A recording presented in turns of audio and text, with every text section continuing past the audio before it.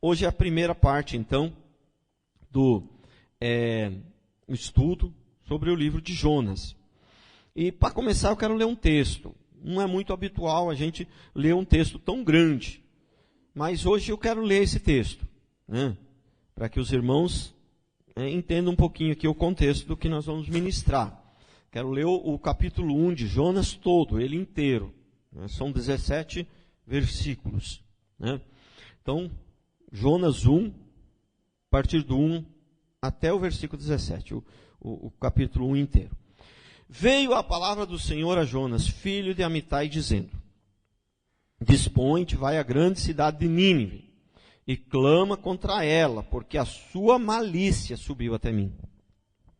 Jonas se dispôs, mas para fugir da presença do Senhor, para Tarsis, e tendo descido a Jope, achou um navio que ia para Tarsis, pagou, pois, sua passagem, embarcou nele para ir com eles para Tarsis, para longe da presença do Senhor. Mas o Senhor lançou sobre o mar um forte vento e fez no mar uma grande tempestade, e o navio estava a ponto de despedaçar-se. Então os marinheiros, cheios de medo, clamavam cada um ao seu Deus e lançavam ao mar a carga que estava no navio para aliviarem do peso dela. Jonas, porém, havia descido ao porão e se deitado e dormia profundamente. Chegou-se a ele o mestre do navio e lhe disse: Que se passa contigo, agarrado ao sono? Levanta-te e invoca o teu Deus, talvez assim esse Deus se lembre de nós para que não pereçamos. E diziam uns aos outros: Vinde e lancemos sortes, para que saibamos por que causa de quem nos sobreveio este mal. E lançaram sorte, e a sorte caiu sobre Jonas. Então lhe disseram: Declara-nos agora por causa de quem sobreveio este mal, que ocupação é a tua, de onde vens, qual é a tua terra e de que povo tu és tu? Ele respondeu: Sou hebreu, temo ao Senhor, o Deus do céu, que fez o mar e a terra. Então os homens ficaram possuídos de grande temor e lhe disseram: Que é isto que fizestes? Pois sabia os homens que ele fugia da presença do Senhor, porque ele o havia declarado. Disse-lhe, que te faremos para que o mar se acalme? Porque o mar se ia tornando cada vez mais tempestuoso. Respondeu-lhe: Tomai-me e lançai-me ao mar, e o mar se aquietará, porque eu sei que, por minha causa, vos sobreveio esta grande tempestade. Entretanto, os homens remavam, esforçando-se para alcançar a terra, mas não podia, porquanto o mar se ia tornando cada vez mais impetuoso contra eles. Então clamaram ao Senhor e disseram: Senhor, rogamos-te que não pereçamos por causa da vida deste homem. Não faças cair sobre nós este sangue, quanto a nós, inocente, porque tu, Senhor, fizestes como te aprouve. E levantaram a Jonas e o lançaram ao mar, e cessou o mar e a sua fúria. Temeram, pois, estes homens em extremo ao Senhor, e ofereceram sacrifício ao Senhor, fizeram votos. Deparou o Senhor um grande peixe para que tragasse a Jonas, e esteve Jonas 3 dias e 3 noites no ventre do peixe. Amém. Então, este é o primeiro capítulo, né? Do livro de Jonas. O capítulo inteiro são 4 capítulos, na verdade, né? E aí, primeiro princípio. O livro de Jonas, irmãos, ele está carregado de milagres, né? Muitos milagres. Muitos milagres. É um livro que é, assim, pelo tamanho dele, né? Proporcionalmente, o tamanho dele é um dos que mais tem milagres, né? Um livro bastante milagres, né? E então, citando alguns aqui, podíamos destacar alguns milagres, né? Por exemplo, a palavra do Senhor veio, Deus falou com Jonas 2 vezes. É um milagre, né? Deus falar com o homem, né? Já é um milagre. Deus falou com ele, né? Deus livrou ele da tempestade, livrou ele da barriga do peixe, dentro da barriga do peixe 3 dias, dentro da barriga do peixe, sustentou ele vivo ali, vamos dizer assim, né? Livrou da tempestade, livrou, né? Fez com que o peixe, um milagre. Você vê como que Deus tem autoridade sobre o homem, sobre a natureza, sobre os animais e sobre os peixes do mar. E sobre as estrelas. Preguei aqui esses dias sobre a grandeza de Deus, né? Que tem mais estrelas no céu do que grão de areia no mar, e Deus conhece todas elas e chama elas pelo nome, e elas obedecem por ele ser grande em poder. Ele tem poder sobre as estrelas, sobre o homem, sobre a natureza. Ele pode segurar o vento, ele pode fazer vento, ele pode parar a chuva, pode fazer vir chuva, e ele também tem poder sobre o peixe. Que coisa, né? Ele tem autoridade sobre o peixe, ele dá ordem para o peixe: vem aonde eu quero, abre a boca, engole Jonas, mas não mastiga ele, não mata ele. Já pensou que coisa? A grandeza do nosso Deus, né? E quem pode fugir de Deus? Jonas querendo fugir de Deus, né? Depois eu vou falar um pouquinho sobre isso mais lá na frente, por que ele queria fugir de Deus, né? Mas ele tinha um motivo, por que ele fugiu de Deus ali. Ele tinha um motivo, né? Então, uma planta, né? O texto que nós lemos, não, mas mais para frente, fala que num dia cresceu uma planta, e num dia Deus mandou um verme para secar a planta. Ele tem poder sobre os peixes do mar, ele tem poder sobre o verme também. Aí, que coisa, né? Num dia cresceu uma planta, e não era pequena, porque fazia sombra. Uma planta que fazia sombra sobre Jonas não foi pequena. Num dia cresceu e num dia mesmo secou. Por quê? Porque ele tem poder sobre o vento, sobre o verme também, sobre o mar, sobre os animais, sobre o peixe, sobre tudo. Deus criou tudo, ele tem autoridade sobre tudo, né? Mas o maior de todos os milagres, né, que muitas pessoas nem consideram bem um milagre, né? Porque as pessoas acham que a pessoa se arrepender dos seus pecados e ter uma vida transformada, tem gente que não vê isso como um milagre, né? É uma bênção, né? Tal, mas não vê assim como uma grande bênção, como uma grande milagre. Mas esse é o maior de todos os milagres, né? O que adianta você ir para a igreja, estava com uma perna, sem uma perna, e de repente a perna começou a crescer, e ficou com duas. E foi para o inferno bonitinho, com duas pernas, linda, maravilhosa. Adiantou alguma coisa? Então, o maior milagre que existe, e sempre existiu e sempre existirá, é o milagre do arrependimento e da transformação de vida. Então, para mim aqui, o maior milagre, para mim não. Para qualquer um que conhece bem a palavra de Deus, sabe que o maior milagre aqui, na verdade, foi esse, o arrependimento, né, do povo de Nínive. E dos marinheiros também, que os marinheiros também se converteram, né? Os marinheiros também se converteram, né? E Jonas, aí dá uma impressão que ele vai falar: não, mas acho que parece aqui que o povo de Nínive converteu, os marinheiros se converteram, só Jonas que não converteu. Né? Mas eu acho que Jonas, ele já era, talvez, ele era um profeta do Senhor já, entendeu? Ele não era um falso profeta, ele era um profeta do Senhor que estava, né, em rebeldia naquele momento, que decidiu fugir da presença do Senhor, igual Davi era um homem de Deus, mas no momento ele caiu, então, né, mas ele já era um profeta de Deus, enfim, mas ele não convertido, né, assim, de Deus ele já era, mas eu creio assim que faltou ele se arrepender para mudar de vida. Parece que, né, ele continuou com o coração duro contra o Deus e contra os nivitas, né?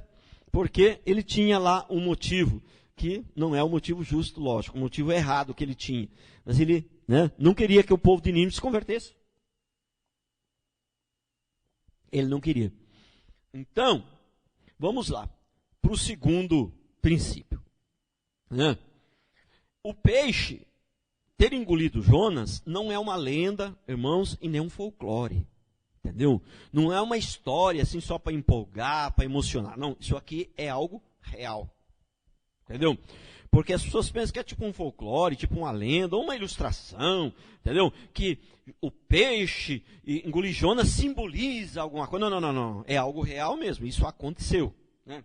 É algo real.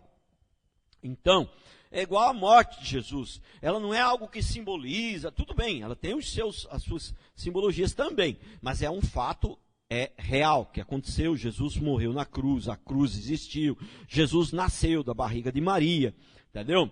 E do ventre de Maria, né, cresceu, filho de José e Maria, 30 anos, né, foi provado no deserto, foi, né, e depois teve um ministério de 3 anos e meio e tal. Isso é fato, isso não é história para animar a gente e tal, é fato. Então, né, por que nós temos certeza que, assim, a Bíblia, ela em relação a Jesus, em relação a Maria. Estou falando aqui associando as duas coisas aqui, Jesus, Jonas, até porque, como o Anderson falou aqui, o próprio Senhor já citou o livro de Jonas, o Novo Testamento cita, não só o Senhor, em algumas vezes o livro de Jonas, né? E também aqui tem uma certa semelhança, aqui tem várias, na verdade, mas uma delas aqui os 3 dias na barriga do peixe ali, né, simboliza mesmo os 3 dias que o Senhor, né, ficou, vamos dizer assim, morto, né? Ele demorou 3 dias para ressuscitar. Então tem aqui uma grande semelhança, mas eu não vou entrar em detalhe aqui, senão não dá tempo, né? O objetivo não é esse.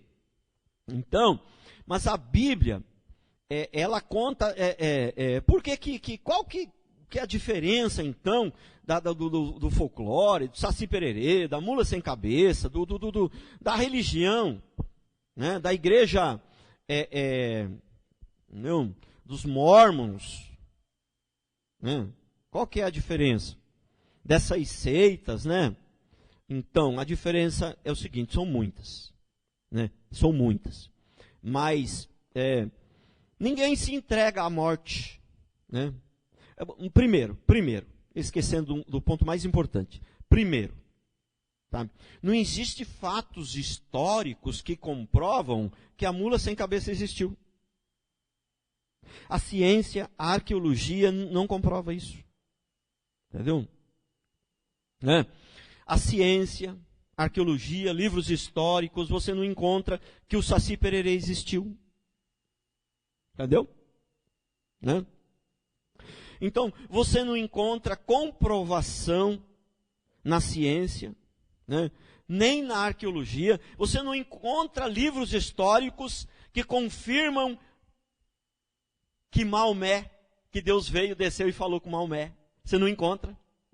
Ele estava sozinho, só ele, e pronto, acabou. Entendeu? É a palavra dele e pronto. Ele falou que Deus desceu, falou com ele, e deu as dicas, deu as determinadas, deu as regras, pronto, é ele. Na verdade, você está confiando apenas no Maomé. Quem segue Maomé está confiando apenas nele. Não tem comprovação nenhuma, não tem testemunha. Ninguém tem testemunha. Como é que faz quando o criminoso chega no juiz lá para ser julgado? Tem testemunha? Tem. Olha, as evidências são grandes. E uma testemunha bem convincente já é o suficiente. Mas, né, se a testemunha não for tão convincente, tem que ter uns 3, 4 testemunhas. Ou então, se as evidências não são tão grandes também, o juiz vai querer várias testemunhas. Entendeu? Então, mas tem que ter as testemunhas. Não, eu vi esse cara aqui, ele matou aquele lá. Entendeu? Eu vi, eu estava lá, ele pegou a faca, fez assim, entendeu? Tem a testemunha. Entendeu? Agora, tem alguma testemunha que Maomé, que a mula sem cabeça existiu? Tem alguma comprovação histórica? Não tem. Que o Saci Pererê existiu? Que o que Maomé está falando é verdade? Que Maomé, realmente Deus falou com ele lá? Tem alguma testemunha que Deus falou com aquele dos mormons lá, esqueci o nome dele. Esqueci o nome dele, o líder lá dos mormons também é a mesma coisa. Todas as religiões são assim, irmãos. O cara, ele recebeu uma palavra de Deus, ele estava num determinado lugar, Deus veio, falou com ele, deu as determinadas. Deu as regras. Mas não tem testemunho, ninguém estava junto, ninguém para comprovar. O cristianismo não é assim. Né? O cristianismo, entendeu? E o livro de Jonas também, a Bíblia toda. Entendeu? Tem eventos, né? Tem pessoas comprovando. Que Cristo existiu, né? Por exemplo, a arqueologia comprova que ele existiu, livros históricos comprovam que ele existiu, tinha testemunha, né? Muitas pessoas foram testemunha, inclusive morreram por testemunhar que Cristo existiu. Entendeu? Mas a própria arqueologia comprova que Jesus viveu e que ele foi enterrado no túmulo, tal túmulo, e o buraco está lá até hoje, né? Foi sepultado num túmulo, numa pedra lá, né? Eu até fui lá, entrei dentro dessa pedra, entrei lá dentro do túmulo onde Jesus foi sepultado, né? Mas ele não está mais lá, entendeu? Essa questão que, né, rasgaram as vestes, ele tem fatos históricos, está na Bíblia, tem livros de pessoas que não são cristãs, né? Muitos, né, historiadores, muitos escritores, né, que não são cristãos, um historiador chamado Flávio Josefo, ele não era crente. E os livros dele é recheado de detalhes de coisas que está na Bíblia, né? Que está na Bíblia, que comprova o que está na Bíblia, e os estudos dele, entendeu? Então, a primeira coisa, o cristianismo tem comprovação. Você vê, Jesus primeiro apareceu ali para Maria Madalena, né? Mas acho que uma que estava com ele. Depois ele apareceu para os apóstolos. Depois ele apareceu, teve uma oportunidade que ele apareceu para 500. Entendeu? Então, todo esse povo foi testemunha, né? Por que nós pregamos, por exemplo, por que hoje não existe mais apóstolo? Né? Os apóstolos que tem aí são todos falsos. Apóstolo verdadeiro é só os 12. E Paulo. Entendeu? Por que não tem mais? Porque o apóstolo, a palavra apóstolo significa enviado. Enviado para testemunhar. Tem que ser, para ser apóstolo tem que ter sido testemunha ocular. A Bíblia diz. Tem que ter visto Jesus. Né? Só os 12 viram Jesus. Isso é tão sério que por causa disso eles não queriam aceitar Paulo como apóstolo. Entendeu? Paulo teve que rebolar para comprovar que Deus tinha chamado ele para ser apóstolo. Porque ele não tinha visto Jesus, carne e osso, mas só que ele viu porque ele foi levado até o terceiro céu. Jesus levou ele, chamou ele como um apóstolo segunda chamada. Né? Mas chamou. Tanto é que você vê que os apóstolos não ordenou ninguém a apóstolo. Eles ordenavam os seguidores deles a bispo, não a apóstolo. Apóstolo não existe. Se fosse para continuação de existir apóstolos, os apóstolos teriam ordenado outros apóstolos. Mas enfim, a pregação não é sobre os apóstolos. Mas, né? Então, ele apareceu aos apóstolos, então apareceu a muita gente, cristãos, né? Mas não é só cristãos, né? Muitas outras pessoas testemunharam esses acontecimentos que aconteceram tanto com Jesus quanto, né, em toda a Bíblia, toda coisa, né? Agora,